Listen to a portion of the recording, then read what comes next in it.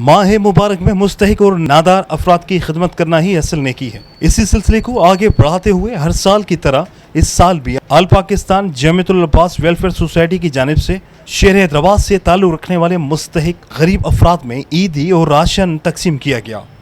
Jamiatul Abbas welfare society की जानिब से 500 से ज़ायद अफराद में राशन तकसीम किया गया और ईदी दी गई।